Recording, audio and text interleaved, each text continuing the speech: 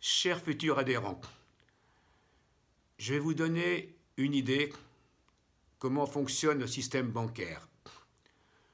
Tout en haut de la pyramide, c'est la finance qui dirige le système bancaire mondial et les États-Unis ont une influence sur l'euro.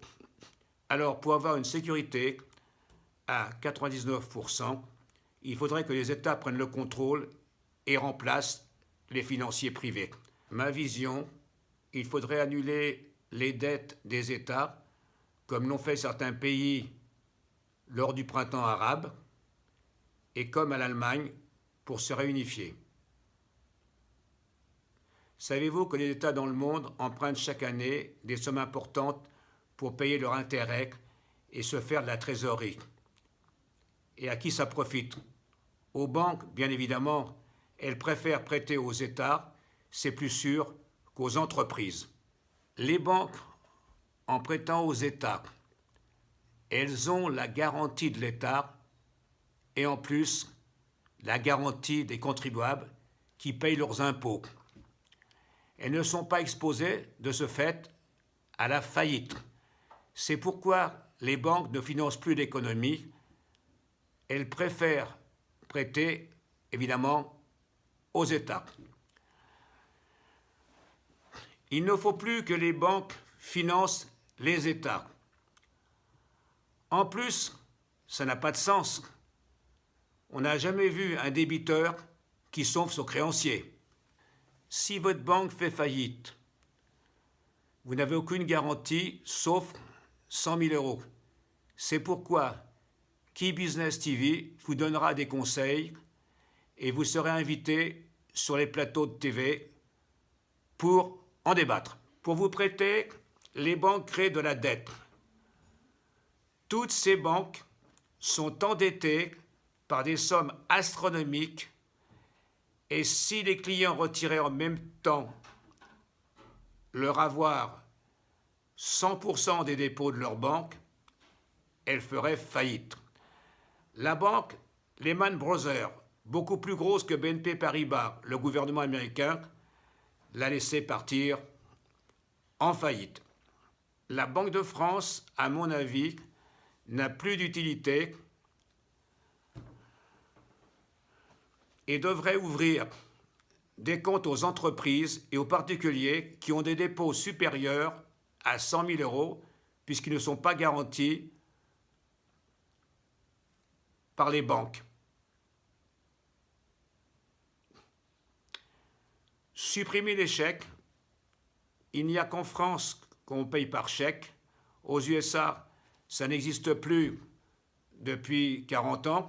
Et en Belgique, il n'y a pas de chèque.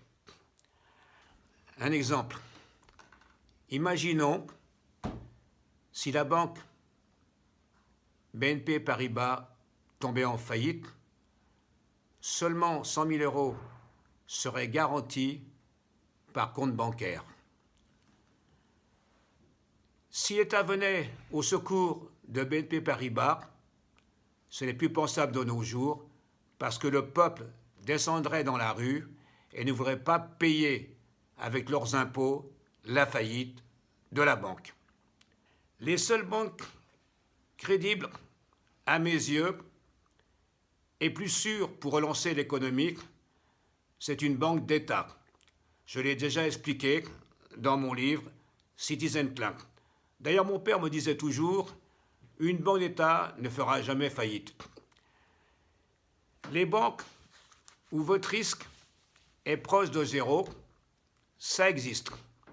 Les banques de gestion privée de fortune, comme la Banque de Grove en Belgique, la Banque Rothschild et Martin Morel en France. Ces banques ont des dépôts importants de leurs clients parce qu'ils sont des institutions qui existent depuis de nombreuses années et c'est des grands professionnels. Ces banques prêtent rarement et uniquement à leurs clients des sommes beaucoup plus inférieures à leurs dépôts. Back to back.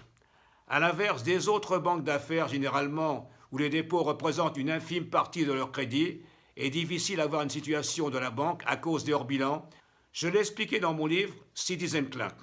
Les entreprises pourraient en toute sécurité, ouvrir des comptes à la Banque de France comme banque principale ou toute autre banque d'État et en finir avec le monopole des banques. La BCE ne devrait plus prêter aux États, mais à la Banque de France, et c'est la Banque de France qui prêterait aux banques privées avec une marge infime.